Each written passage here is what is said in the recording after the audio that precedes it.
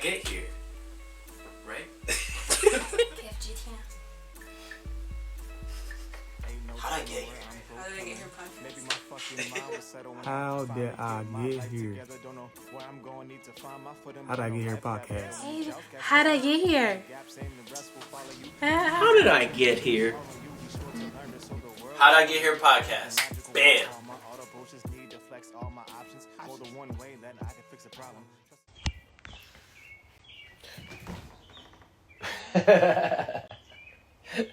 You laughing at me? Nah, cause I put it live and you were just in the back going like this. So I was like, I look crazy? a little bit. Okay, I got it out the muscle. That's what we doing now? I want to tussle. They be like, Hey, what's going on, folks? What's going on? Who that? What up going on, folks? Oh, did I connect to the thing? No. I thought I did.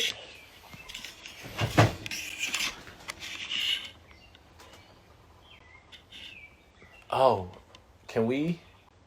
What? Nah. You gonna add yourself to the speaker? I thought I did. Wait, you probably did, but we don't have anyone with us. So Right. Yeah. The way I am weak right now, I am so weak. Nobody gonna know about that. Nobody gonna know. Nobody I gonna don't know know. what I expected to happen, but it didn't. What's good, Chris? I'm going through the names. Wait, I'm supposed to add Amneris. She got a request. Oh, she got a request. Yeah. Okay. But wait until we get like a few more viewers. Well, she right there. I can see her. Yeah, but wait until we get more viewers. Because if we start to... Hey, let me know when you want me to add myself. I mean, but they'll just join in. Okay. Yeah, you could hop in now. Add yourself. Just barge in on our conversation. I was like, what's that? I'm waving at you. Get a wave. You get a wave. Everybody gets waves.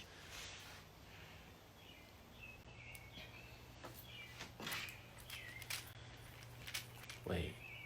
I always hate doing this because it's like a one-sided, like, whatever. I think. View.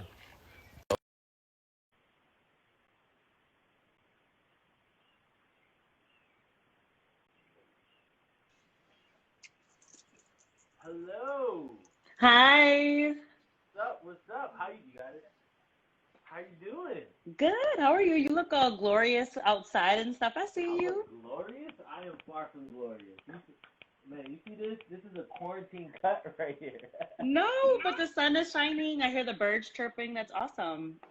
Good thanks to Rye and her beautiful hospitality for That's awesome. How you doing? Good. Just got out of work. And yeah, I'm an essential worker, so I've been going to work every day. Are you still going to work? Like, or are you working from home? No, I'm still going to work. Oh, wow. So what is it that you do?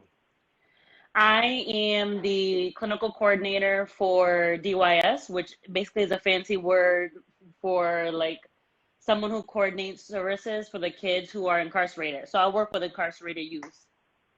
Okay. Oh, wow. That's what's up. Hold on. Yeah. Can you guys hear me? Because I think my cousin just said the audio on my side is off. So I don't know if if somebody in the comments could just say, nah, Jake, we can't hear you. Then we go from there. Anybody? 5, 6, 7, yeah. Audio's fine. All right. Rag says audio's fine, so we're good. All right, cool. So you work with incarcerated youth. Do you always see yourself doing that? No, not at all. Honestly, I was looking for something that would get me in the door, well, outside of doing direct care, because I was getting really burnt out providing therapy to people and like hearing their stories and diagnosing them and recommending this and recommending that was taking a toll on me because I started at a really like young age, fresh out of college, being a therapist. And so I wanted to do more administrative stuff where I'm like coordinating stuff for people, but I don't have to sit there and do clinical work all day because it was just too much for me.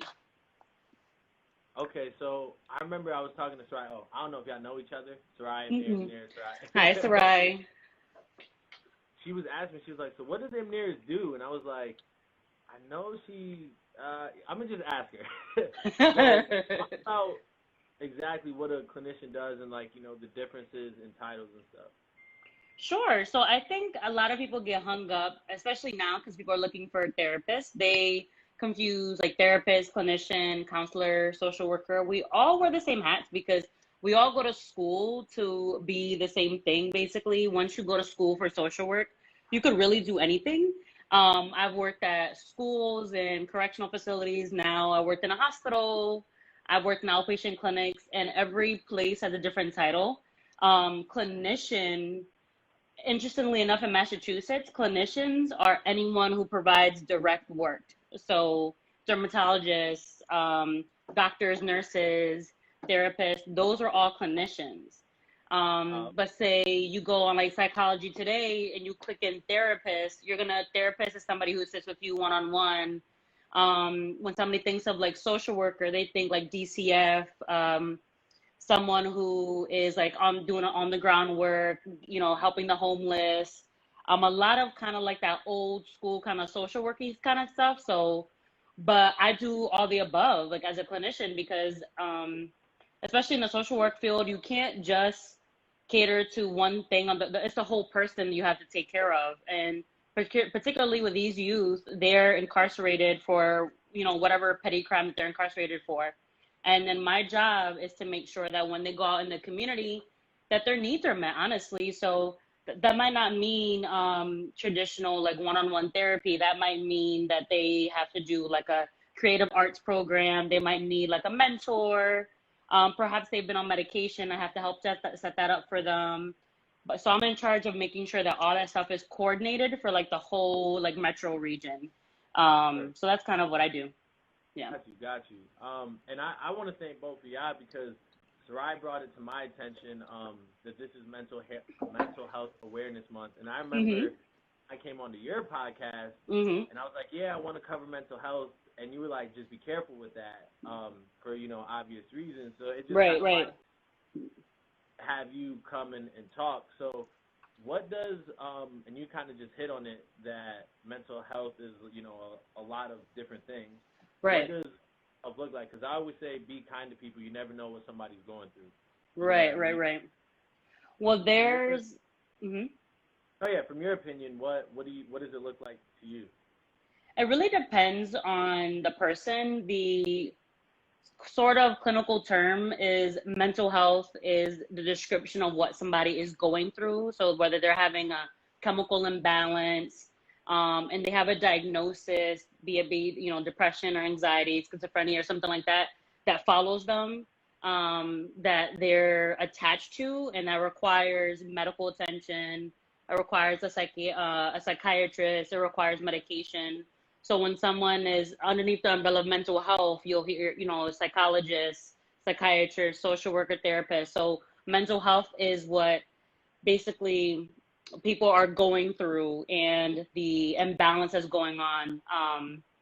And I think for Mental Health Awareness Month, I'm glad you mentioned that because people confuse mental health with mental awareness, and there's other like different terms, but I think mental health is a very like clinical term, and people just have to be careful, like, you know, with the quarantine and stuff like that. A lot of people are like spewing out a lot of advice on what to do for mental health, but they don't really, it's very much more complex than just telling someone to, you know, go to the gym and, you know, spend time outside. There's people who struggle with like really severe depression and anxiety that get triggered more easily by certain things. There's people who have personality disorders. There's people who are hospitalized. There are people who are suicidal. So I think that we just have to be very like conscious that yes, everyone is going through something, but when there's a mental health diagnosis attached, there's a whole different layer, and they need more like professional help, basically. Right. No, that makes sense, and it's good to actually break it down that way. And I'm glad you kind of brought up COVID because right now I feel like, you know, I was sitting down with my aunt the other day, and she was like, it's been 2 months, and she was like, I'm feeling kind of depressed, and I've talked to a lot of people that are saying that. So can you maybe speak to, like, you kind of just alluded to it, but the COVID side of it? Yeah, yeah. So I think what everyone who is experiencing now is what everybody else who's already depressed and anxious is experiencing. People who've never been sad are sadder. People who have never been depressed are now having waves of depression. People who made fun of their friends because they're always anxious are now super anxious.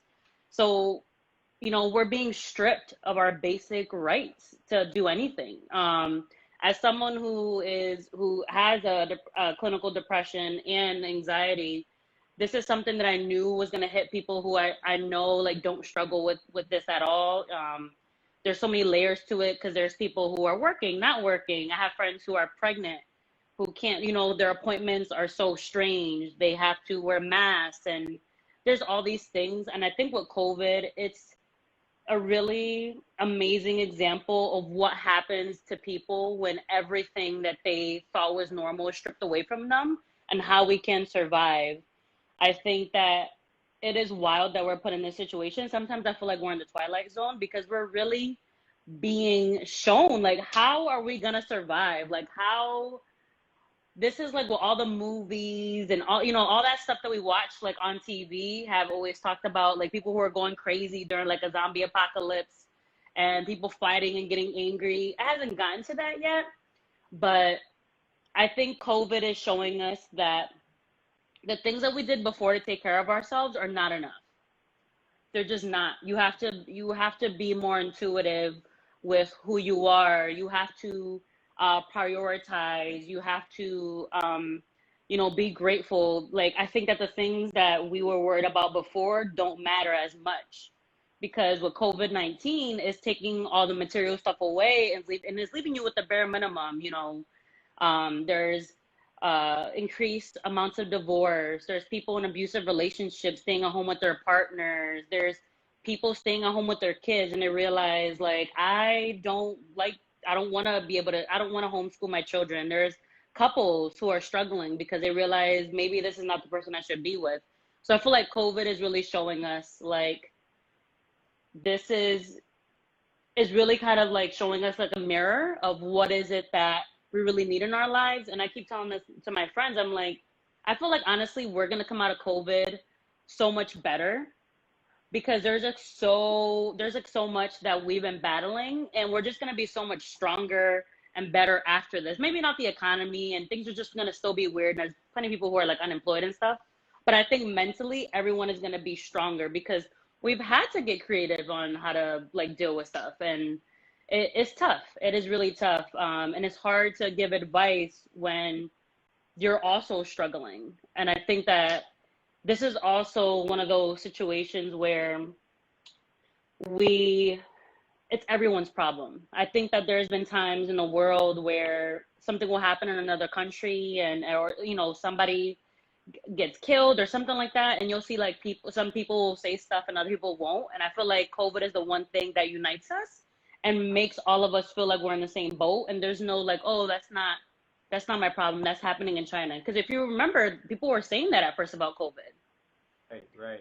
They were like, oh, it's not coming to the US. Like, that's China's problem. Like, of course the Chinese ate a bat and now they're all sick. Like, you know what I'm saying? They were being so rude about it. And then we get it and it's like, oh, fuck. You know what I'm saying? Yeah. No, I hear you. And now that's a good point to say that it brings us all together. And before we talk about everything, I guess we'll just stay on COVID for right now. Mm-hmm. What are some ways to like kind of cope with what we're doing? Because there are so many options. I mean, limited options. You know what I mean? So in a COVID standpoint, then we'll get back to like mental health as a whole. But since we hopped on the topic, why not? Yeah. So you want to know what people can do with COVID and how to deal with all the time that they have and stuff like that? Right. Okay. Yeah, it is. There's a lot. The easiest answer that I can give people is use your resources. Everyone is in such a different situation. So that's why, I've been very like careful about giving advice because everyone's going through something different right now. But I would say use whatever's around you to get through COVID. So, if you're someone who already struggles with whatever, if you're struggling, and you had whatever coping skills that you had, and coping skills are the skills that you use to address the triggers. So, for example, you're triggered by loud noises or something like that. Like you're triggered by somebody yelling because you grew up in an abusive home or an abusive relationship. If your coping mechanism is to go for a walk or listen to music, continue doing that. So if you're the kind of person that you already have, like, I call them tools in your bucket, that's what we would like tell the kids, like pull out some of the tools that are already in your bucket. If gym, for example, there's a lot of people who can't work out. If the gym was your one way to address your mental health or anything like that, you can still work out. There are so many people. This is why I say we're all united. There are so many people with free resources. Like everyone, like all these apps that cost money and all these like bloggers and fitness people who usually charge a bunch of money. There's free resources everywhere. All the fitness gurus, everyone. So I would suggest continuing trying to work out, sticking to a routine. To me, mental health or not is the absolute key important thing when it comes to COVID. And I'm not saying to stay productive and have a routine every single day, but routine doesn't have to mean like you're doing something from 9 to 5, but you're doing something that keeps your sanity. If that means grabbing a cup of coffee in the morning, that's your routine. Continue doing that. All because you're not going to work or you're unemployed does not mean that you don't get to get up, have a cup of coffee, and watch the news or scroll through Instagram and take a shower. Like, I would suggest trying to keep things as normal as possible, because even though people don't believe it, we're gonna go back to normal. And what I predict is that we're gonna struggle to go back to normal because people are getting very comfortable with this new normal. Your kids are gonna go back to school. The gym is going to open. Like, shit is opening this week in Connecticut and Massachusetts. Tennessee's already open. California already opened.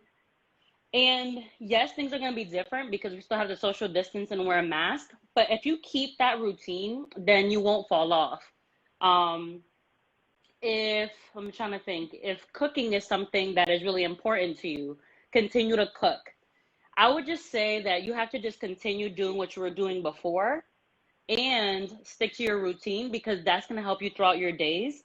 And I think the third thing I would say is listen to your body. We're chronically just not listening. We just don't listen. We talk a lot, we don't listen. Like, and we don't listen. Like, our body responds to stress. It responds when we like something, when we don't like something, and we don't do a good enough job of listening to our body now. So if that day you want to be in bed, be in bed. There is nothing wrong with the fact that we're anxious and depressed more than ever, and for you to stay home. There's nothing wrong with that. There are a lot of posts that are saying, use this time to do this, use this time to do that. If you come out of this quarantine with nothing but 15 pounds of weight, that's on you. That's okay. You don't have to do anything. All we have to do right now is survive. Right. And if right. And if survival means to you doing A, B, and C that you've already done, then do that. But right now, where a lot of people are hanging by the skin of their teeth, and they want to know how to get through the day. Use the people around you. Make sure you stick to your routine. Do the things that you've always done, and we have to give ourselves grace, because we're living in really uncertain times, and there's no magic pill. There's no recipe. You just gotta every day is different, honestly. Right. No, and I appreciate that. And you brought up a good point about, like, our kids are eventually gonna go back to school. You know what I mean? Mm-hmm. And I don't know if you know, I started working at Kennelly in the fall. So, oh, I went to Kennelly. Yeah, I love it. So we did a reverse parade yesterday where, like, the teachers line up outside the school and the kids drove by with signs and stuff. Mm-hmm. And you could see their excitement just to just to see like us. You know what I mean? And some of them, they miss us. So can maybe you talk to like the point that, you know, parents have now been with their kids 24/7 for the last 2 months, or the fact that the kids are now been in the house for 2 months. Can you maybe speak to that on like how to cope with that or how to deal with that or just how that's been? So I'm not a parent myself, but I know that my friends who have kids, the overlapping theme is that they're grateful to have this time with their kids, and it's also they don't, how do I say this? They didn't realize how difficult it was to teach their kids. Like a lot of people are showing much more appreciation to their kids' teachers because school now is way different than when we were in school. Like the running joke of my friends, my friends is like, what kind of math are they doing? Because like, I don't know what they're doing. So well, my friends, me and my friends, what we say to each other, because I have a couple of different like friend groups, and my friend groups that are, you know, moms and dads and stuff like that, what they keep saying is that they're doing their best. Like, again, and I think you will hear me say that time and time again, Jacob, because I think that's all that we can do. Like, parents are just trying to do their best, and what I've seen parents do is breaking up the day. They have a schedule. They try to keep a routine because kids do well with routine as well. You know, that's why kids are in sports. That's why there's a routine in school. So what my friends have been doing is keeping a schedule, make sure to keep things as normal as they can, be there for their kids. A lot of my friends have been taking the time to kind of focus more on home stuff and like not working as much. So they're grateful to be home because then they realize, oh, well, I have to be there more for the kids. And it also depends on if you're like a single parent, if you have somebody helping you. I know that there's a lot of people who are struggling that just had kids. Maybe they're in a single parent household or they don't have a partner who's helping them. And to be honest, like even as a therapist, unless I know the whole picture, it's very hard to give advice in those situations because what do you do when the person that you're relying on that you live with is not holding up, you know, your end of the bargain? And I think it goes back to what I first said about like it really is reflective for us to think about like the people that we're with and the people that are around us, and is the situation that I'm in going to be healthy for me after this quarantine? And that's why I say people are trying to do their best. I know friends who they're not like breaking the quarantine, but they're like reaching out to their loved ones. They're going to grandparents' houses. They're having friends over. They're going for walks, especially because it's nicer out and like things like that. Because what else is there to do? Honestly, the kids are going to be on summer break soon, so they got to keep them busy. Yeah, exactly. And you brought up a good point about like the people that are around you. You know what I mean? And I always tell people, and you even kind of said it earlier, there's nothing wrong with feeling sad. You know what I mean? There's nothing wrong with feeling how you're feeling. It's just about figuring out why you're feeling that way and then going from there. So right. How, as a friend, say I know you suffer from PTSD or anxiety or whatever the case is, how, as a friend, can I help you best? Honestly, asking. I know that people, it might seem really silly, but ask, because everyone has a different style. Ask what is it that you can do for a friend and treat them in a way that they want to be treated. There's that saying that says like treat people how you want to be treated. I do not believe in that at all. Like everyone wants to be treated differently. You don't want to be treated the same way I want to be treated. So you need to treat people how they want to be treated. And there's a common saying in social work where it says you meet the client where they're at. So if they cope with depression by laying in bed in the dark for 4 days, then let them, because right now there isn't a lot to do, because I would say like go visit a friend and do this and do that. you have to let your friend sometimes go through stuff, but remind them that you're there for you. Just like if your friend, I had a bunch of people that um they had family members pass away from COVID. My partner, his uncle passed away from COVID. My best friend, her grandfather like had passed away. So I think it's you have to you can be there for people, but you don't have to feel obligated that you need to be there for them 24/7 because you also have to take care of yourself and you can't pour from an empty cup. You know that I always kind of say that. And if you knew that your friend was already diagnosed with PTSD and depression and anxiety, if you have a friend that you know is struggling with any kind of mental illness, that conversation is always a conversation to have about how you can help them. If you have a partner that tells you, hey, I struggle with schizophrenia and I struggle with this and I struggle with that, help them identify what their triggers are.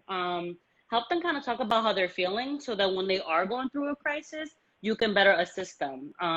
But I think a lot of the times we think it's about us. We get upset when they react a certain way. We get upset because they don't want no help and they're stubborn and I'm not helping them and da da da. They want to be sad. No, it's not about you. It's not about us. It's about that person, and everybody deals with stuff differently. Right. And I think you bring up a good point, and I think it's Untouchable Eve '07. Oh, hey, Evelyn! Sorry, that's my girl. No, do but little hearts. Sorry. you guys both make a good point of just like listen. You know what I mean? Yes.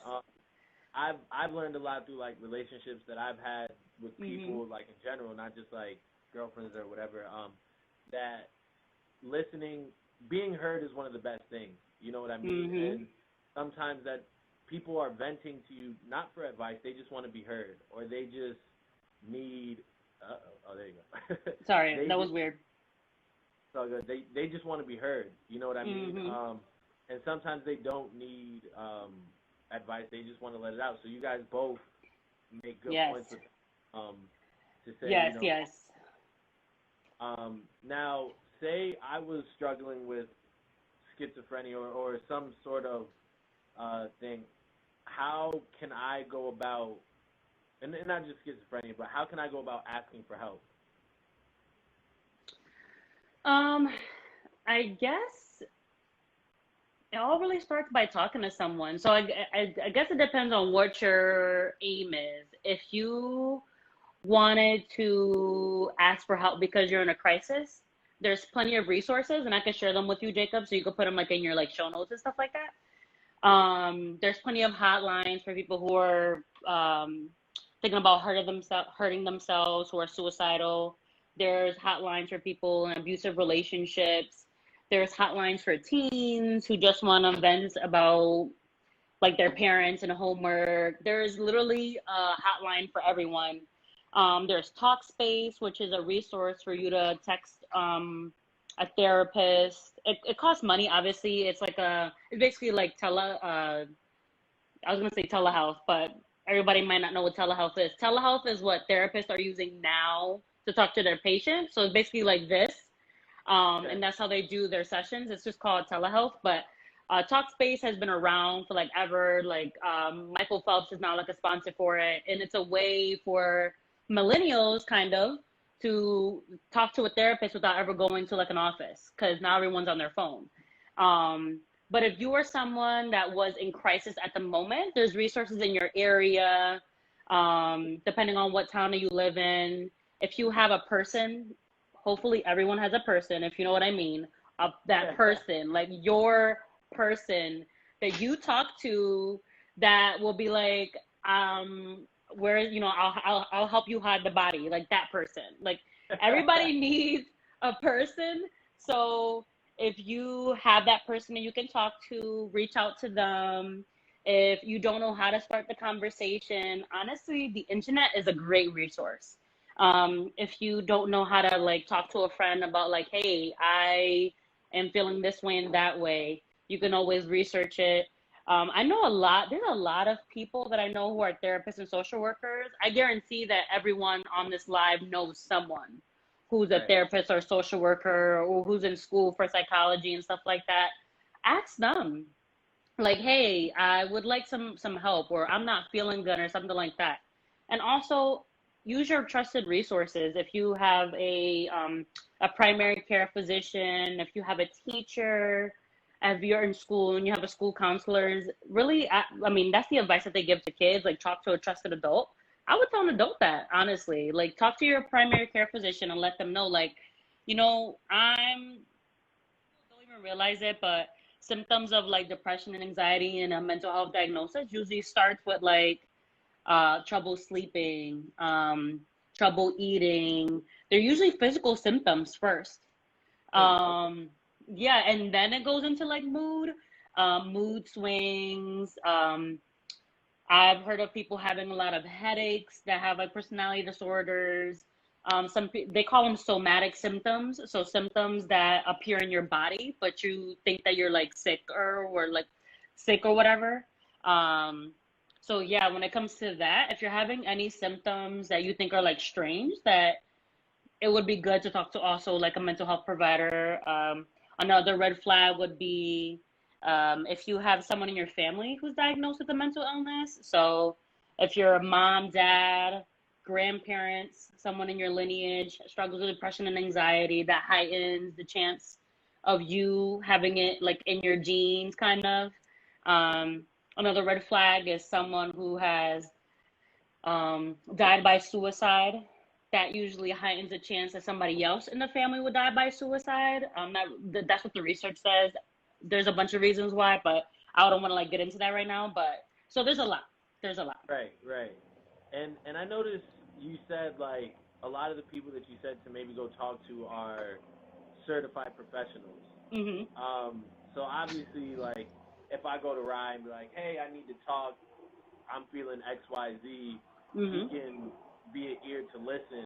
But you put emphasis on talking to someone who is certified to actually maybe diagnose Right. you or give you the right advice, right? Right. So yeah, exactly. I don't know if this should happen, but hopefully this is happening at every primary care appointment. Like for example, Untouchable Eve Evelyn, she's a nurse. We used to work together, and at our health center, we are supposed to ask questions about depression and anxiety and all that stuff. Even though, like, most of the time, most people who don't struggle with that, like, yeah, no, no, no, like, they get annoyed. We have to ask. We ask those questions at every appointment because you never know the circumstances. You may not have no history, and then all of a sudden, COVID happens, or you have a death in the family, or something happens, and now those questions make sense to you. So, yes, even dentists ask those questions. Every like nurse or like triage person, wherever you go, usually ask. And like most people like don't catch it. But we had this whole like this we've I've had I worked at different medical centers, and it was like an initiative in Connecticut, and it was huge because people didn't ask before, but they're supposed to ask. So they're supposed to ask, have you felt depressed, lonely in the last 2 weeks? And there's another one. It's like two questions, and then those two questions prompt more questions. Um, and that's a good opportunity for them to catch something. And then what usually happens is that if you say yes to those questions, then that will prompt a potential referral. So they'll be like, okay, Jacob, well, you um, rated high on a depression scale. Is there something that's going on? Do you want to talk about it? We have counselors here that can talk to you. Do you want me to make a referral? Here's your information. Go and then you go from there. Right, right. And Eve brings up an interesting point in saying, or you Hmm. lost interest recently. Yeah, How, that's the second question. so there you go. Yeah. How Mhm. do you? Because maybe I'm just not into something anymore. You know what I mean? And then and I'll maybe open up to Yeah. a little. Right. Right. Right. I mean, you've known me since high school. Mhm. Soccer has been life. You know what I Mhm. mean? And then at the beginning of this year, I was in preseason, and I just, for some reason, was just like, I wasn't enjoying it anymore. You know what I Mhm. mean? And for me to say that is like, wait, what? Jacob's not soccering? So how would you realize, like, okay, I'm not interested in something anymore? Maybe that's a red flag. Because there's more than that. Someone who may not be interested in soccer anymore may not cause me to have a red flag. because maybe you're replacing it with something else. Right, So right, it starts with questions that are pretty basic, and then it goes to having a bigger conversation. So a how do I say it? A good provider, a good friend, a good person who knows you and knows, like, for example, I haven't recorded in a while, and Evelyn was like, Amneris, where's the podcast? Why haven't you recorded? And I told her like what I was going through and how I didn't, we had a couple of deaths in our family, and it has been really rough. And I can't get on the mic and talk about mental health if I'm struggling.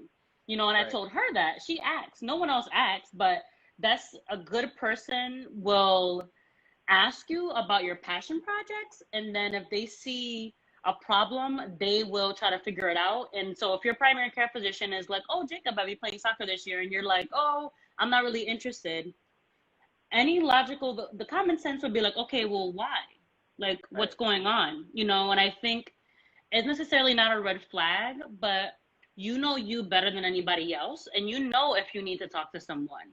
So if your primary care physicians, and the thing is that luckily, and at least in this like live, we're all adults and we have the opportunity to ask for help whenever we want. And if the opportunity presents itself where your primary care physician is like, well, you seem to be having like mild depression, do you want to talk to someone? And you're saying no, they're still going to give you that referral and tell you, okay, we'll call if you want to make an appointment. Do you get what I'm saying? Right. But it's not a red flag necessarily, but it's a conversation. Got you. Okay, that makes sense. Mm-hmm.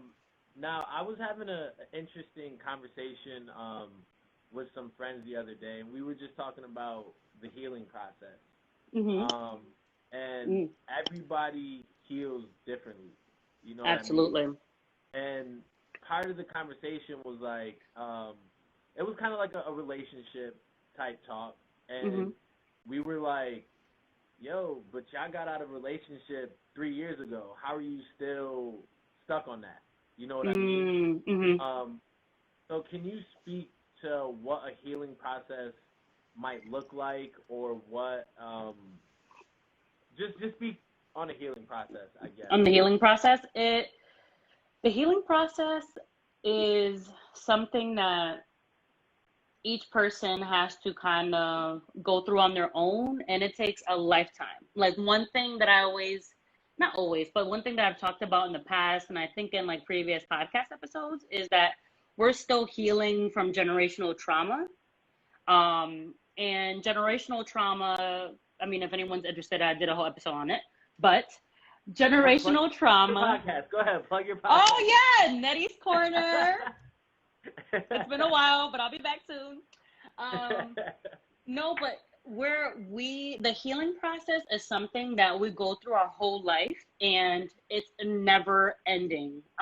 Whether you're healing from a relationship, a move, the loss of someone, a change of job, missing college, like we're constantly trying to recover from things. And I think people don't realize that healing and recovery, that's the same like life cycle.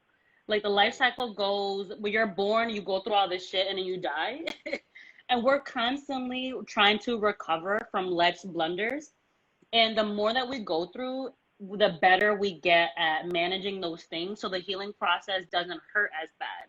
So when someone says, I'm healed, I've had a lot of growth and stuff like that, they probably haven't healed completely, but they have witnessed growth. So say, I'm going to use an easy one that can resonate with people. If a guy is always, is like, running through women and has a bunch of people on his phone, it's just like, that's a personality that's been through a lot, and they cope with things by being with women and wanting to be in the limelight.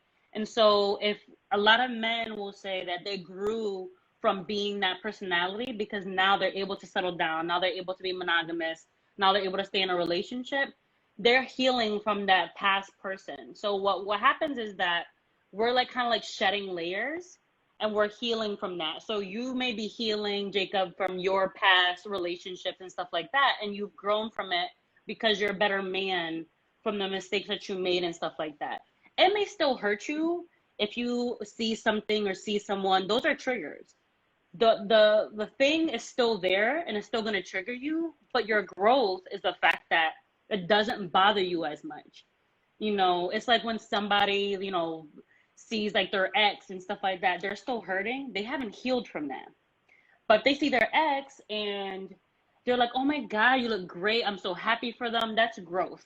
You know what I'm saying? So, but it looks different for everyone. And it really depends on, in terms of the relationship thing, they say that it takes you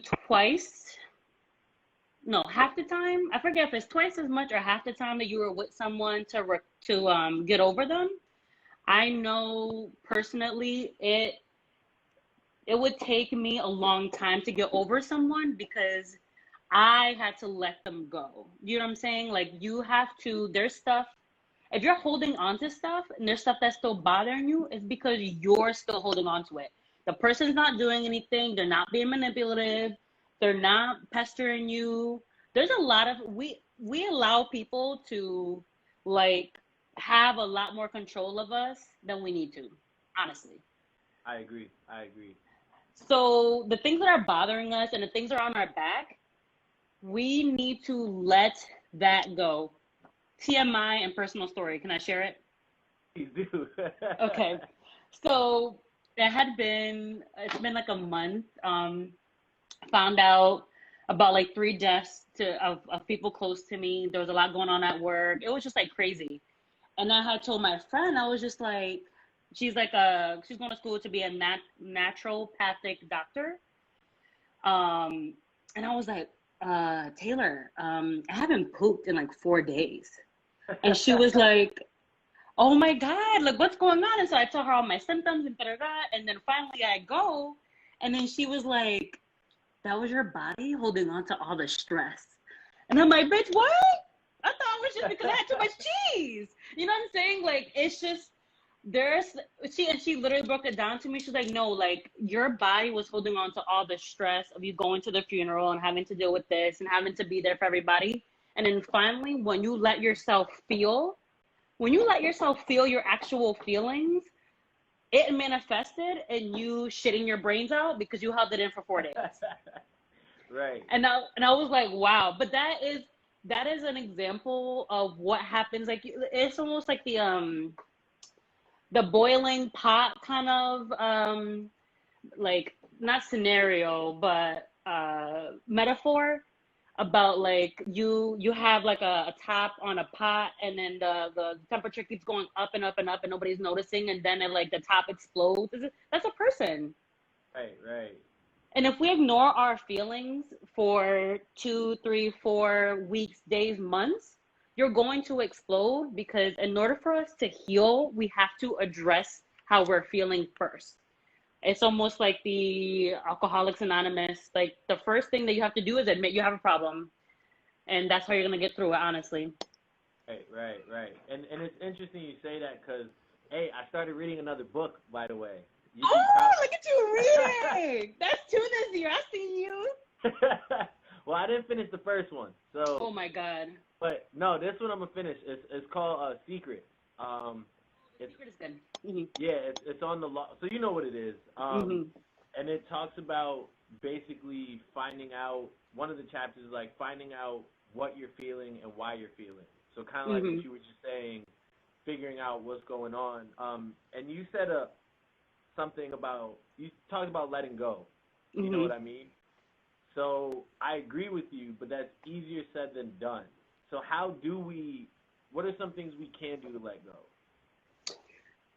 We're going to be here for a while if we talk about that. Time. It's COVID, sis. We got time. How long is this live? Well, after you and me, we're going to finish in a little bit, and then Q's hopping on after you. Oh, so okay. We probably got like another 10 or 15 minutes with you, more or less. 10 or 15 minutes? I can't address letting go in 10 or 15 minutes, but I'll try. So you know what we're going to get you? We'll get you when COVID's done. You and I are going to sit down one more game. But do it to the best of your ability. Yes. I'm going to share my favorite way of letting go, it might not resonate with most of the people on here, so I apologize, is doing new moon and full moon rituals.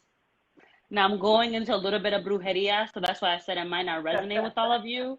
But I know everyone can relate to smudging. Smudging is when you burn sage and you smudge the area for bad vibes. I know people are familiar with Palo Santo because Palo Santo is, again, you smudge the area for to bless the area.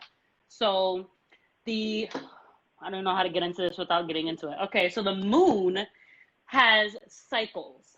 Okay, okay, yeah. So she has cycles. And for the new moon and the full moon, it happens a couple of times a month. And hopefully I don't get this wrong because I'm trying to remember. Oh, yeah. So for the new moon, usually um, people do a ritual to manifest things that they want. And this is something that you could find on YouTube. If you just do your Googles, it's very easy to find. But usually for the new moon, it's a time for you to manifest the things that you want.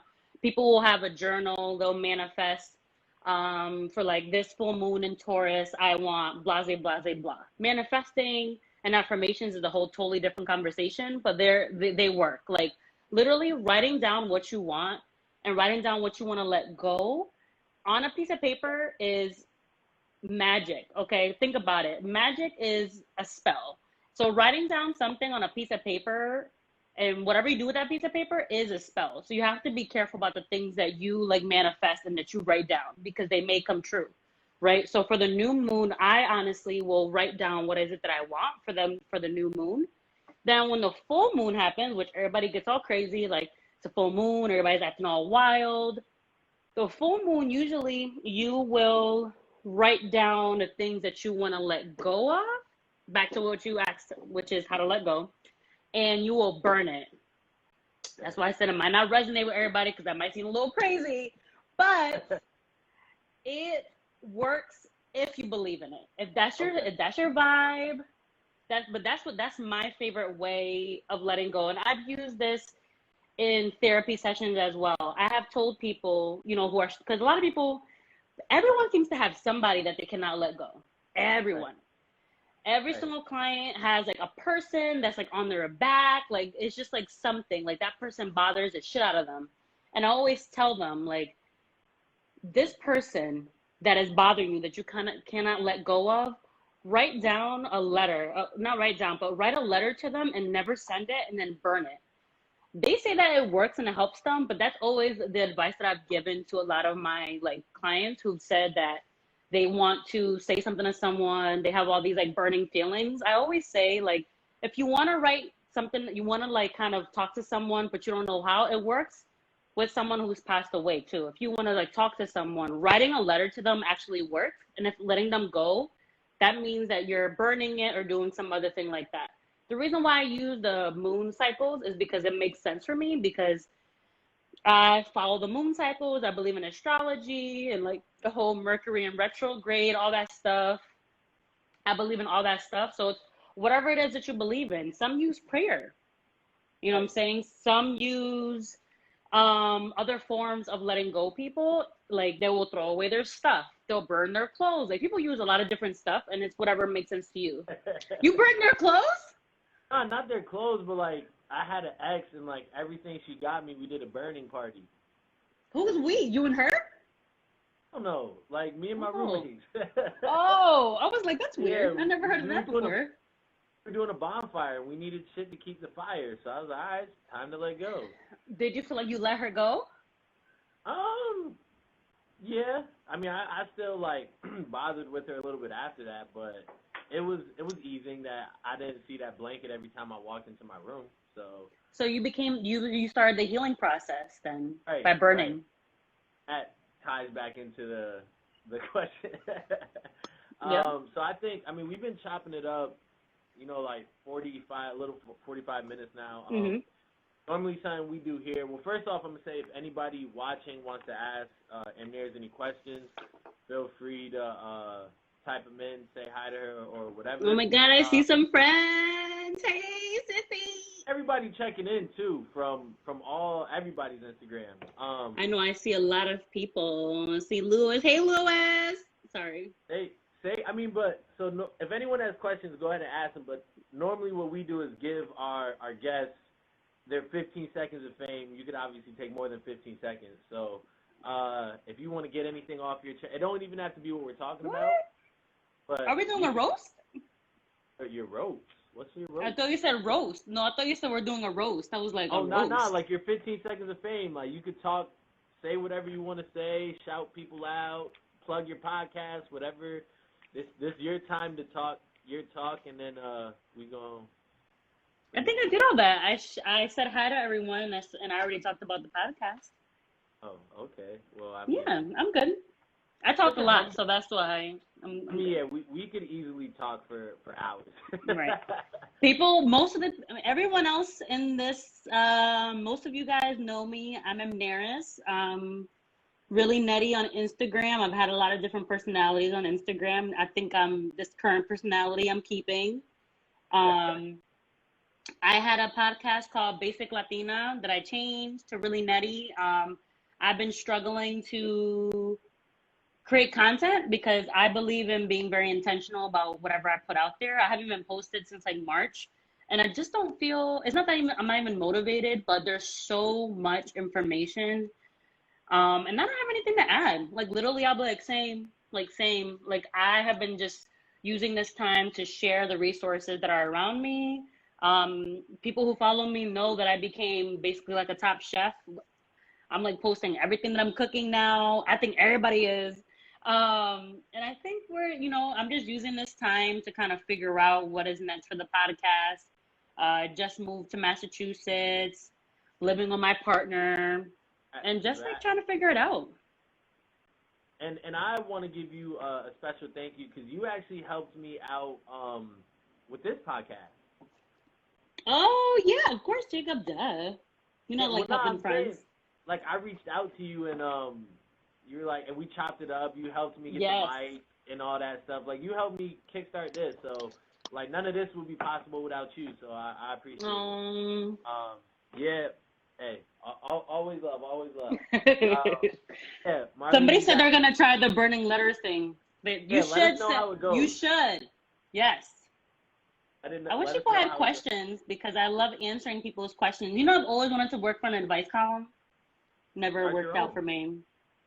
Wow. I know, and I'm always hoping people will write to me and ask me random questions, but they don't.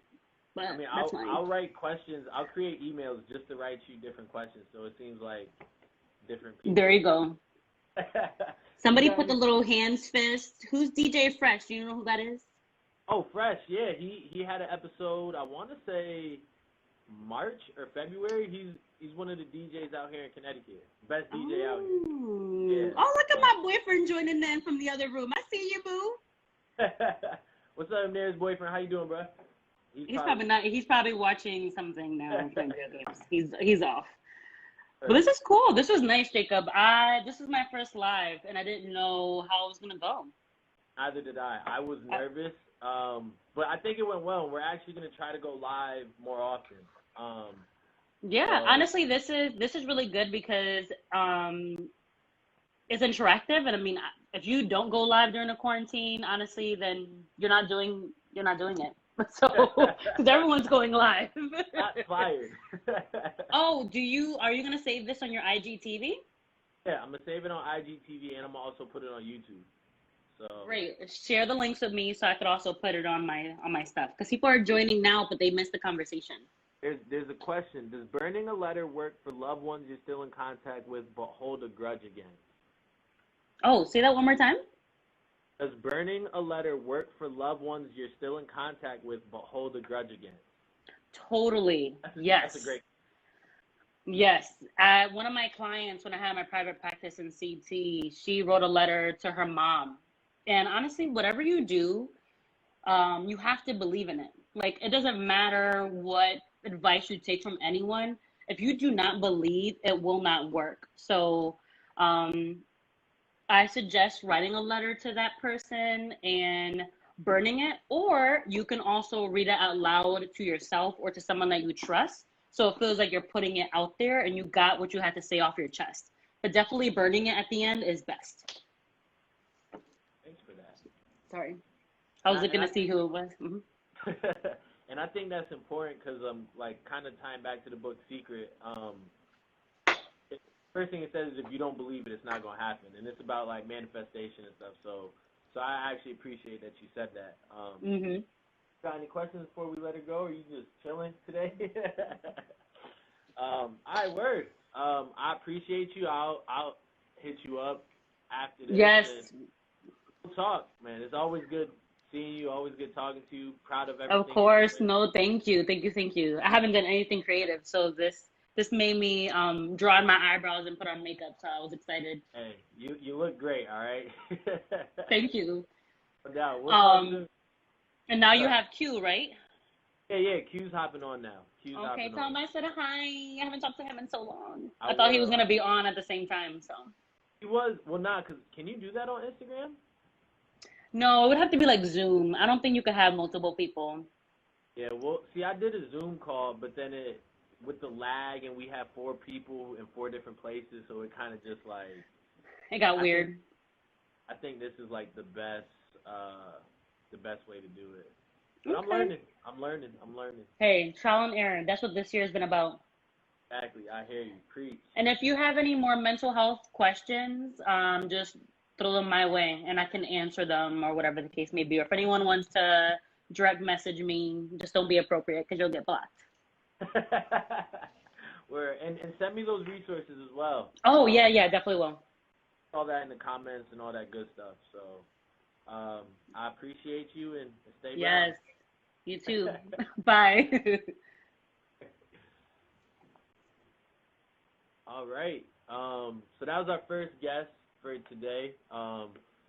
Thanks to everybody for tuning in. I think Q is around. Hold on a second.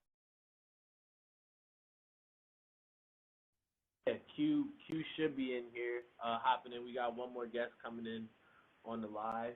That was pretty smooth for our first Facebook Live. I'm happy with it. What you think? What did I say? Facebook. Oh, Facebook. Hey, don't sue me, Facebook or Instagram, for all that branding and stuff. But where is he? Do we have to text him? Because he has to come in. Hold on a second. Yeah, we about to. But if I leave out of it, it's going to end, isn't it? So as I was saying, how we. Well, that's the thing, because I hit him up to say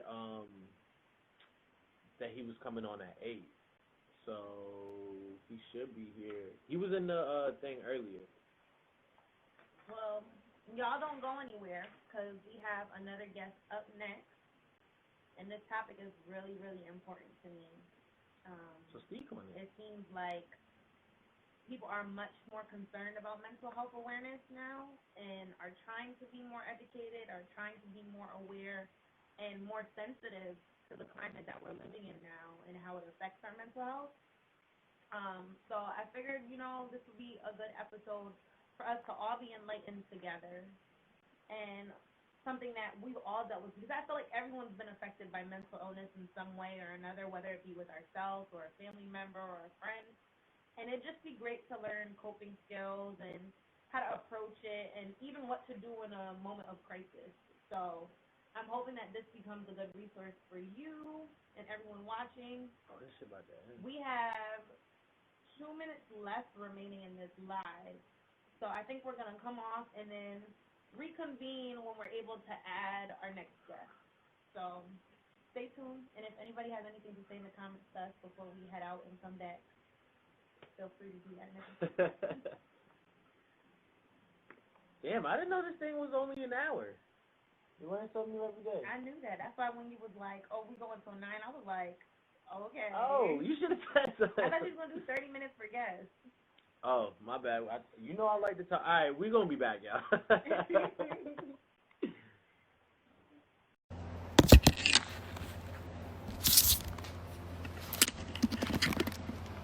I don't, Oh, we live? We're live.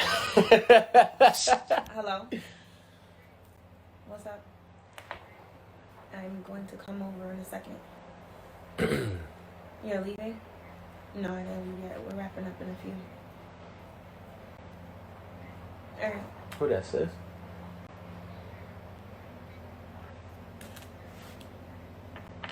Tell Jacob that he's gonna get that phone call tomorrow. Ask her what time. What time? She's not gonna know. Yeah. Oh, maybe she said I'll call him at. She said you asking too much.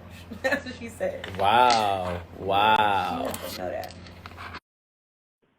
All right, Eva. All right.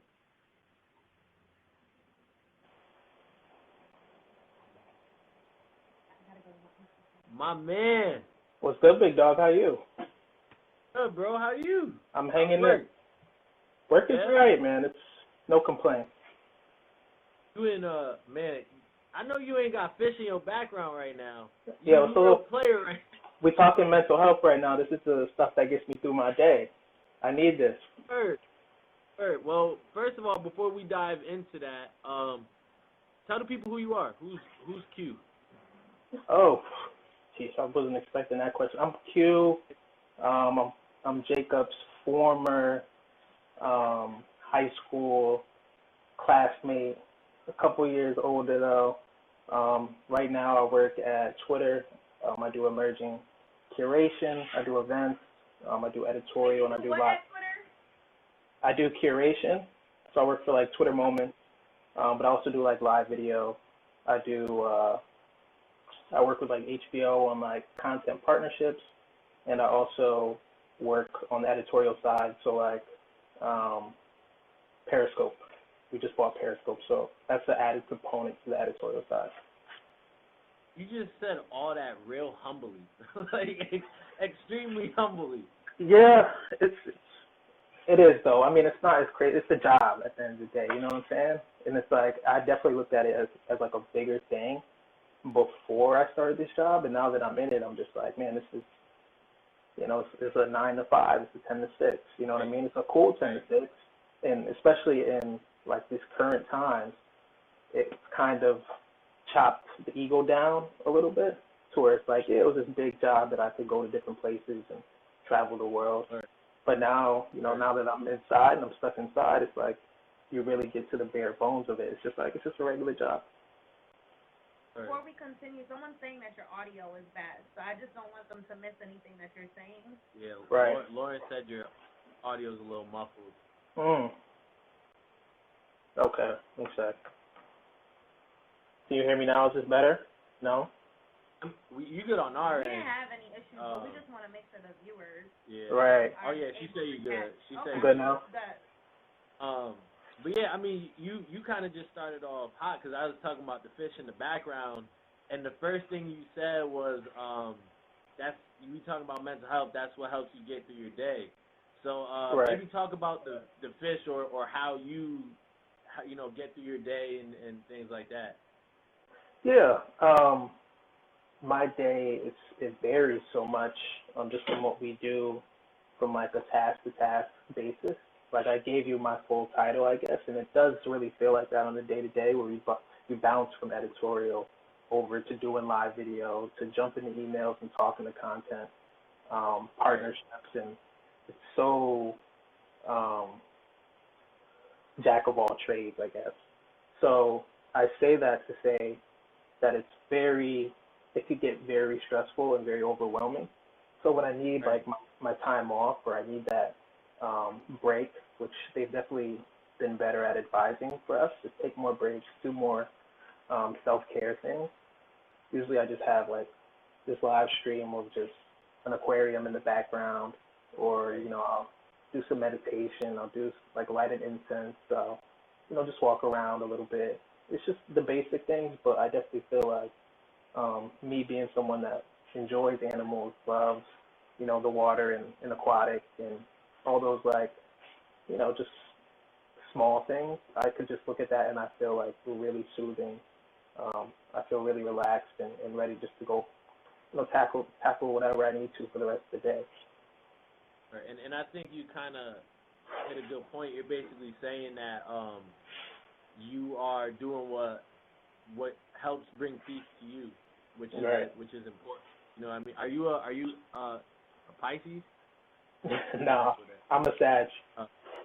Oh, Sag? Yeah. All right, yeah. So, I mean, you kind of just said it, you do things that help bring you peace. And it's interesting. You actually came to me because a lot of people don't know that you actually helped me come up with the name of the podcast. Right. We're at Little River on a night out, and I was pitching names to you, and you were like, "How'd I get here?" So you actually kind of helped me come up with it, and then you from there was like, "Yo, you should do a mental health episode. I'd love to be on that." Right. So for someone to be so aware that, like, hey, and open, like, hey, I have mental health and I would like to speak on it, how can you maybe speak to that about being aware and actually seeking help and things like that? Yeah. I mean, it comes with, I guess, experience. It came with this job. It came with just my day-to-day, I guess, because I don't know if I was always in tune or in line with my mental health. I wasn't always aware with how I felt about certain things. I wasn't overt or being outspoken about how I felt with certain things. I mean, it was really just going to therapy, and I think around the time that I spoke to you, I had a few very potent therapy sessions, and I was like, man, like, it really hit me hard about how open I was being, or how I was really just treating myself. It wasn't really about being open with others, more of just like how I was treating myself. And I felt like it helped. It was more of like a coincidence, I think, running into you at Little River, and it was just like, oh, you're trying to start this? Let's do it. This is perfect time to have a lot to say. And this is pre-COVID, you know what I'm saying? This was months ago that we were This is almost a year ago. Right. So it's funny how that works out, but I think in my specific case, it was more so just like, man, I just came off this like somewhat tragic, traumatic session that I wanted to talk about, and it's pretty much changed everything about how I look at life over the past year or so. Right. And I mean, you and Lauren kind of just said, I mean, she said it, therapy is so relieving, and you said it helped you a lot. How did you get into therapy? Because I know a lot of people, there's like a lot of like a stigma around it, you know? So how was it for you to finally be like, okay, I need therapy, and then finally taking the jump to going to therapy?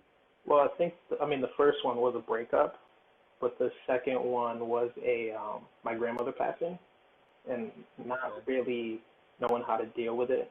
And it was also funny, looking back in hindsight, because it was like, man, I remember going to the memorial service and going to the funeral and kind of looking around at, like, the guys in the family and just being like, man, no one is really showing any emotion here.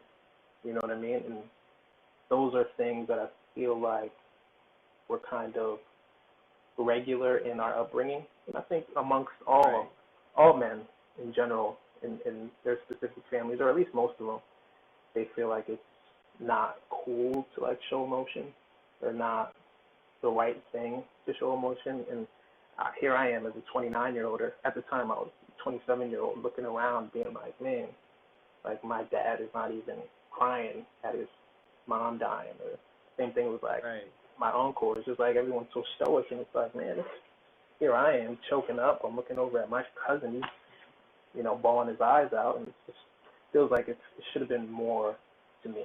And I don't mean that in any negative way towards them, but it felt like this is supposed to be your comfort zone. You're amongst all your family and friends. You can show that emotion. Right.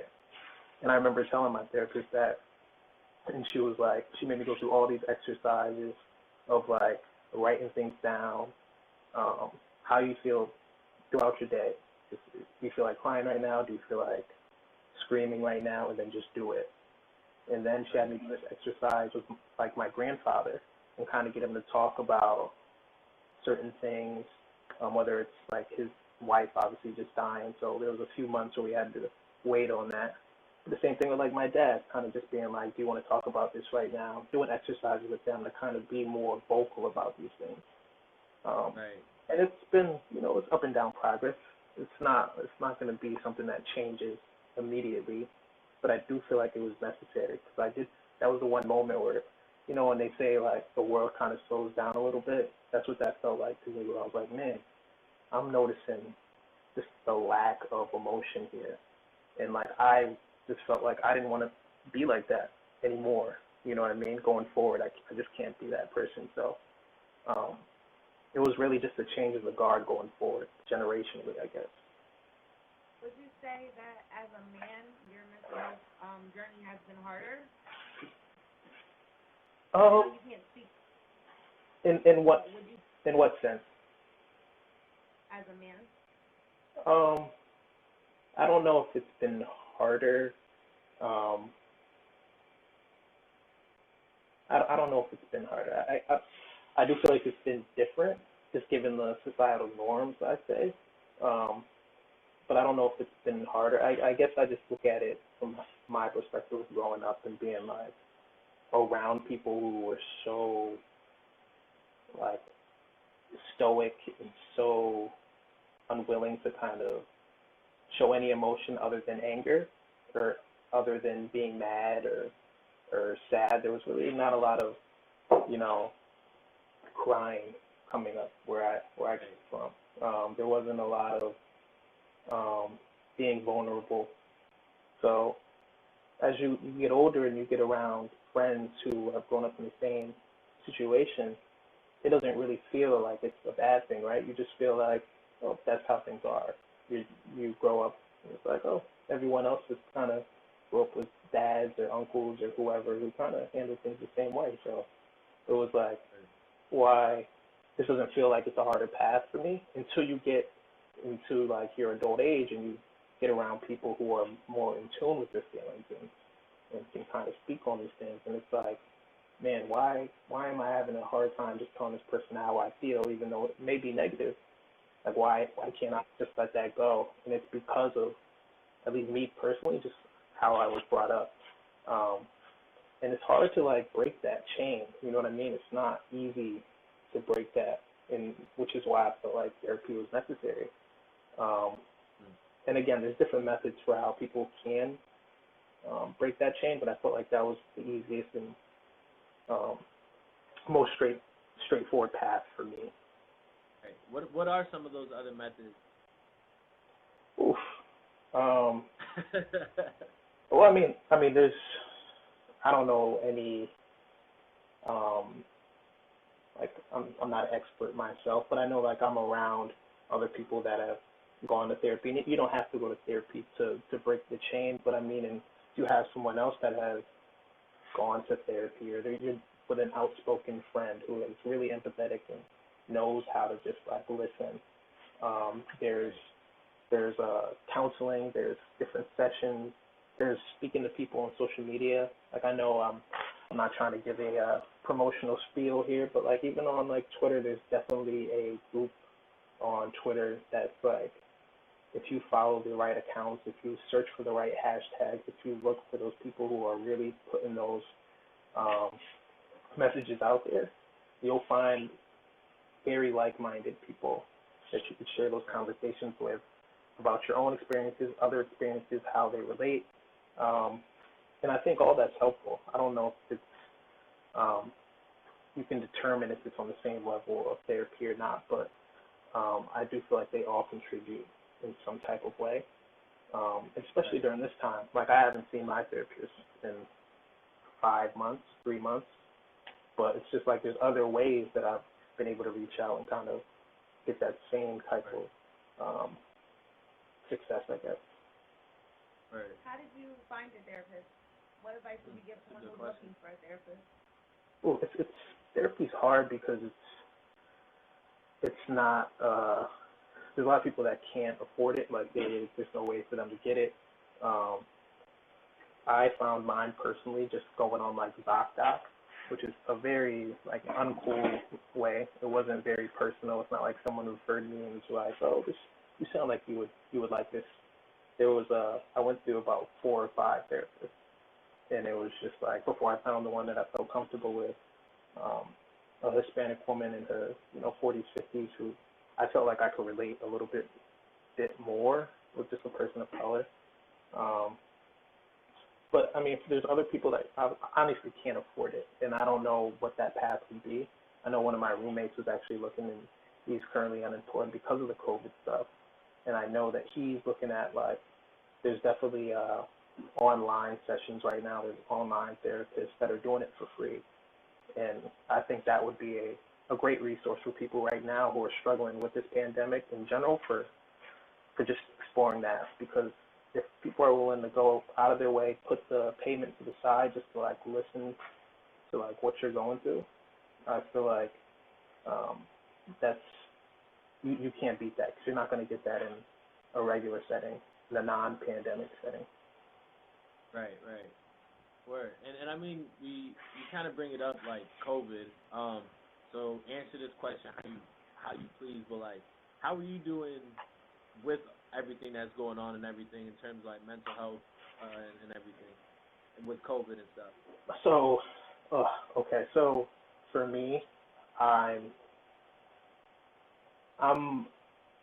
went through a few stages initially where like I was kind of guilty, one about having a job during this situation because I knew immediately.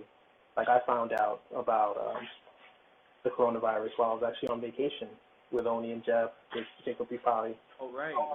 So like, yeah, I was overseas and I didn't even know how substantial it was until I got back here. And then I saw it and I came right back into isolation. So, but I came back to a job. I came back to something that it really didn't change anything for me in the sense of like I still had my thing. I could provide for myself. I could buy the things I wanted. I could still pay rent. I could still get groceries. But I'm coming back to people around me who don't have anything. They don't have their job. Some of them can't pay their rent. Some of their family members are sick and dying. Like, none of those things affected me. And I don't want to say it was a little bit of survivor's guilt, but it definitely felt like, man, like nothing's really altered to me, and everyone else around me has changed. So in that capacity, like, my mental health was off a little bit because, like, I was beating myself down in the sense that, like, I felt like, damn, like, why do I have this and no one else has this? You know what I mean? Why did everyone else struggle or lose everything and I kept everything?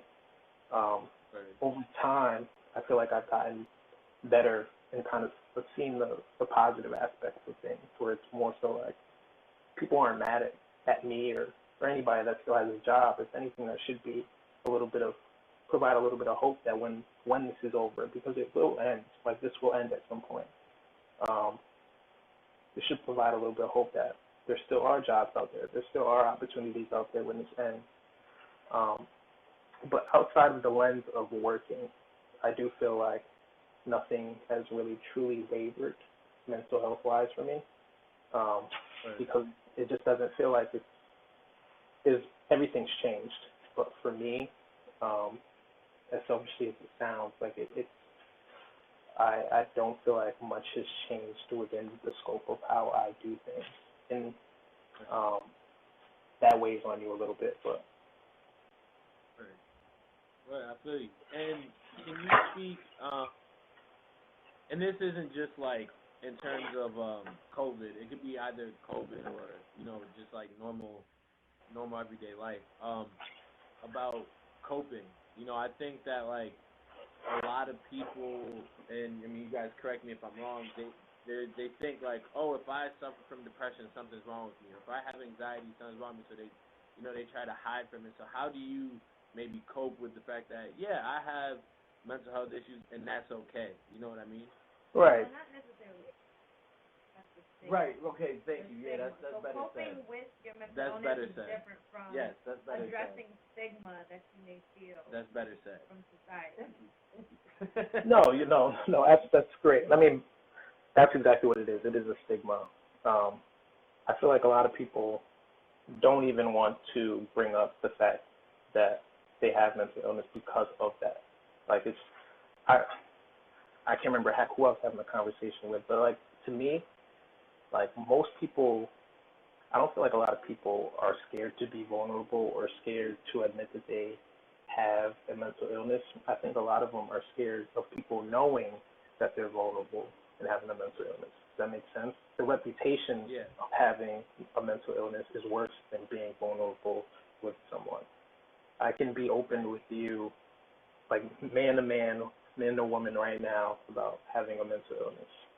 But if it got out to the world and everyone knew that I was this or had a mental illness, a lot of people don't handle that well. So I guess for me, like I didn't really feel like it changed who I was or anything. It's not like I don't suffer from anxiety, I don't suffer from depression, but I do feel like there's like moments where I'm like really, really moody or really, really down. And I do feel like that falls in the same realm. So it's just like I just cope with it by kind of just being myself and being open with people and being vulnerable with people and being honest. That's all you can really do. I don't really think that you need to come up with this big spiel or try to change who you are. You just talk to people and you try to be as honest and open with people as you can. I feel like that's benefited me the most since I've started therapy, you know? Like, I just wasn't open and wasn't being as honest as I could with people about how I felt about certain things or how I felt about myself or even who I was as an individual. When you're that person and you can be open, that's the best remedy or coping or anything that you can potentially be. Right. And Anika, our camera lady, what up, Anika?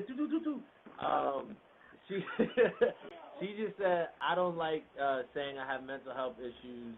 I feel like I'm being stereotyped. I don't know. Right. If maybe you wanna speak to that a little bit, because that's actually a very great point. Right. No, I mean, I don't always like hearing it either. I don't know if I have an alternative or what that is. It does feel heavy. It does feel like a quote unquote disability to a lot of people. I don't think it is that, but just hearing those words, like it makes you feel like, man, I'm like lesser than someone who does not have those like struggles. Right. And I do think for a minute that's how I looked at it as well. It was just like, man, I gotta be. I hope like people don't think I'm this or that or like I don't know if I have an answer or to a euphemism for that phrase, but I understand. Like I get it, and that was one of the reasons why it took me so long to address it, because you kind of bottle that and you internalize it. And I mean, literally just the idea of just being part of your title or your being, it goes back to the reputation.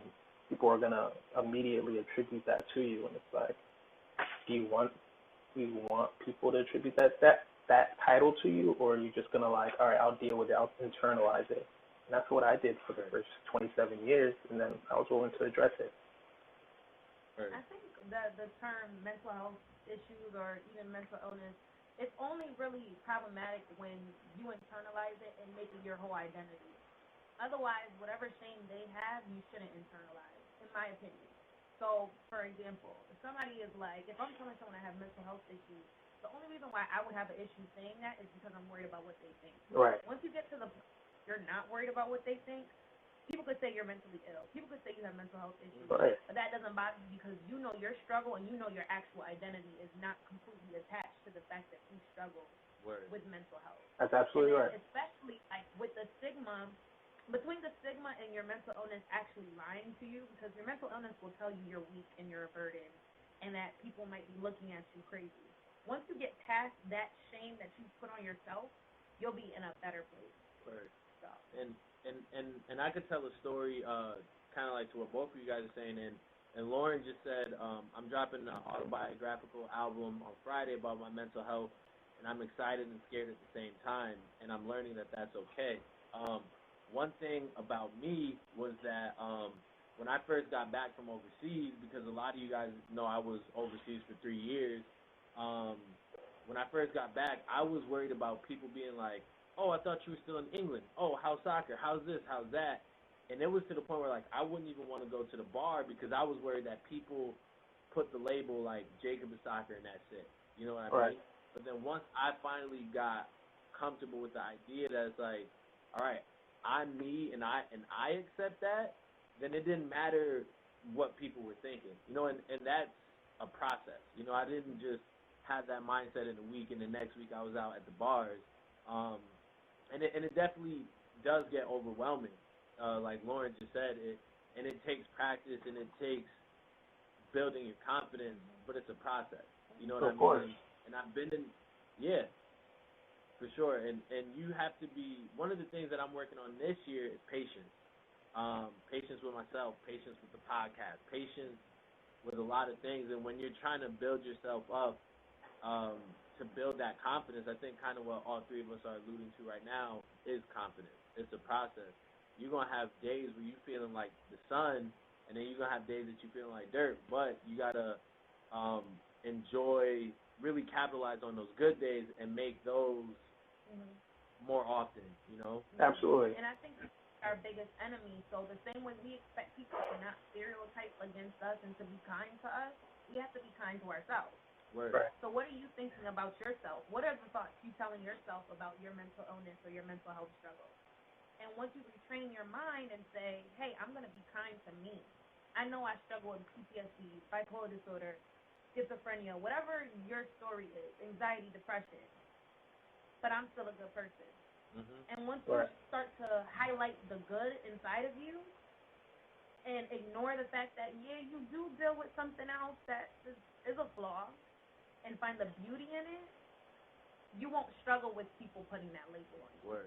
Absolutely. Because I struggled with my diagnosis for a long time. Mm-hmm. But because I've become so comfortable with the diagnosis, I'm kind of like, it is what it is. I'm still an awesome person. Right. You know, no one can take it. So. Right. That's exactly where I'm at. You guys couldn't have said it any better. It's literally a confidence. Oh, no, keep going. My bad. No, I mean, no, that was, I capped it right there. Now you kind of spoke to the point of how you sought out help. How can me as a friend maybe help somebody that, you know, has mental health or you know, I know that you might struggle with whatever you struggle with. How can I as a friend help you? Or what helps you from the people outside?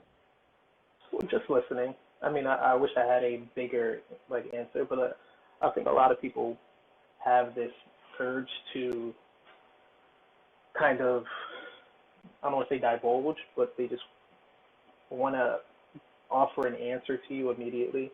But I'm not sure if everyone that has or is going through something really wants that answer. They just want you to listen. They want someone there that they know that they can tell you something, and I don't want to say throw all this baggage at you, but kind of just give you an ear. Because sometimes it does feel like, you know, you never have that person there that's like really listening to what you have to say. You know, there's people that like listen, and then there's people that hear. They hear, they out one ear and out the other, and then there's people who listen. So like you need someone that's really going to just like hear what you have to say and feel empathetic towards. And once you spill all that, then you can be like, okay, so how can I help? What can I do? Is there anything I can do to help you? I feel like those are the best follow-up answers that you can give someone instead of just being like, well, I think you should do blah, blah, blah. Well, I think you should try, you know, just like, what can I do? Because that's just another way for you to continue the conversation and really seek that direct answer. It's helped for me. I'm not sure if it's what it's done for others, but I know it's just, I can continue my thought process when I get that follow-up question.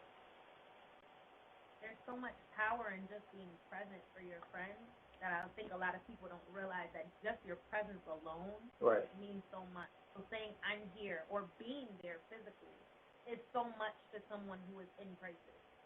Even like my father was talking, because my father's a pastor, about how he's there for people in the moment where their loved one dies.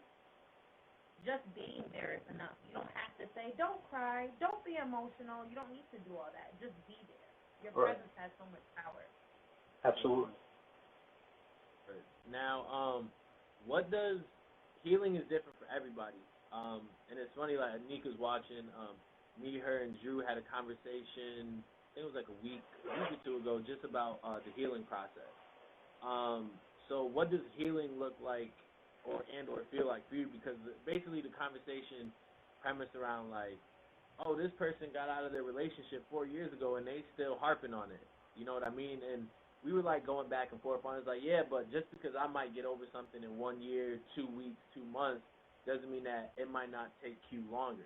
You know what I mean? Right. You can't put a time limit on healing. But what does the healing process look like and feel like for you? Oof. I don't know. I think when I can look back at something that really tore me apart or debilitated me to the point where I couldn't do anything, like my day to day was completely halted. If I could look back on that and I don't want to say, feel jubilation, but at least be able to smile and find the positives in um, in whatever that tragedy was. In the sense, for example, like when my grandmother died, and I just remembered the 3 or 4, 5 following days where I just didn't even leave my room, let alone leave my apartment. And I can look back at that now, and I don't even think about her death. I mean, obviously, I brought up the memorial and the funeral and those moments that I remember vividly, but I don't think about those sad times anymore. I think about the positive times I had with my grandmother. I think about her laugh. I think about, the conversations that we had that have stuck with me and who have made me who I am, that's healing to me. It's where I can look at those sad times and think about those sad times and kind of, smirk at them and remember, like, I came out okay. You know what I mean? Like, it wasn't like I'm still down and out. Like, I'm still here and I'm better for that situation. I feel like that's healing for me. Right. It's almost like when we asked Amneris earlier, she was saying it's basically growth. You know what I mean? Right. And essentially you said the same thing. And I don't think one advice that I always give people is like, don't be so hard on yourself. You got to give yourself credit. You know what I mean? Especially, when you're going through a journey, when you're trying to rebuild yourself, whatever it is, people are so hard on themselves that they don't stop to look back at how far they came. Right. You know what I mean? Right. So I think, oh yeah, go. I don't know. I didn't mean to cut you off. No, you keep going. I'll follow up. Okay. Oh yeah. But yeah, that's that. I think my biggest thing in terms of like healing is giving yourself credit, and you got to be your biggest fan and your biggest cheerleader. You know what I mean? Ain't nobody gonna pick you up if you're not, loving yourself. So that's one thing that I like to remind people of. Of course, that's absolutely right, and depending on the circumstance as well. Like, this is me speaking personally to that tragedy that happened almost 3 years ago, and I've changed a lot as a person. I mean, I had almost just started the Twitter job. It was like there's so many different. I just moved to New York. Like, there was like so many different things that played a factor, and now look, almost 3 years ahead of time. It's like I'm a completely different person. I'm still here. I've healed. Like, growth is natural. Like, we're gonna grow as individuals. So it's you can't beat yourself up. I don't know. I just, with growth comes, I think, more positivity, but also just like more experience and willing to kind of your world view kind of changes in a sense. I look at things just from a like appreciation now, and I know it's easy to say given the situation and what I'm dealing with right now, what everyone's dealing with right now with COVID, but I just look at things from a way more grateful standpoint than I did before, and just appreciate every little thing that I get, because that's what's important. You really look at, all the material things and all the other things. It just really doesn't matter. Word, you preach, man, preach. Right. Word. Hey, Lauren she said one of her tracks is literally called Cheerleader. Send me that track. I want to hear it. Yeah, I want to hear it too. Yeah, send that track to us so we can hear it. We've been chopping it up for a little over a half hour now. Is there anything you guys want to get off your chest, or anything else we want to talk about before we start to wrap up? No, In closing, I just encourage everyone to engage in conversations where they're educated. Oh, sorry. To feel free to engage in conversations where they're educating their loved ones and the people close to them, and even random people about mental health awareness, because the more you talk about something is the more aware everyone gets. and the more we understand it, is the more we can address it. So. That's perfect. I mean, that's really where I was gonna go with it too, as well as like not just. I know we put a lot of a focus on adults and people our age, but I also, given the time, I feel like it's important to also talk to children about mental health and being open and being willing to speak when things aren't when you're struggling with anything with mental health, because and from my experience, we shouldn't be waiting until we're adults to be vulnerable and getting things off their chest. I don't want anyone to wait as long as they did to feel the way I do now. When you have conversations with children and let them know, like, you can come to me about anything, especially if you're a parent to a child. You can say this to me, and I'll be there. I'll have your back. I'll listen to you. And again, especially in these times where children have been isolated, they can't go to school, they can't talk to their friends or see their friends. It's not specific just to this pandemic. In general, even when this is done, make sure that there's a conversation being had with your kids, with your children, so they understand that it's okay to be vulnerable. It's okay to have these mental health issues, and you're always going to have someone that's going to support you if you do open up and say, I'm struggling. So that's probably the biggest thing I'd say. Just don't delay it. Literally, like, if you're struggling, let someone know. It doesn't matter how old you are.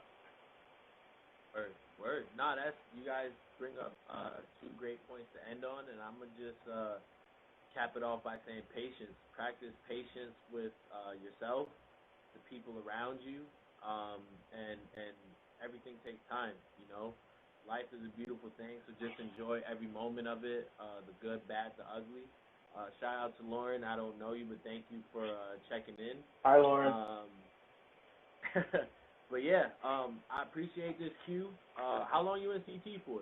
I'm actually still in New York. I'll probably be back. Oh, word. Right. I did say I was going back, but I'll probably go back in like a few days or so. So I'll definitely chop it up when I'm back.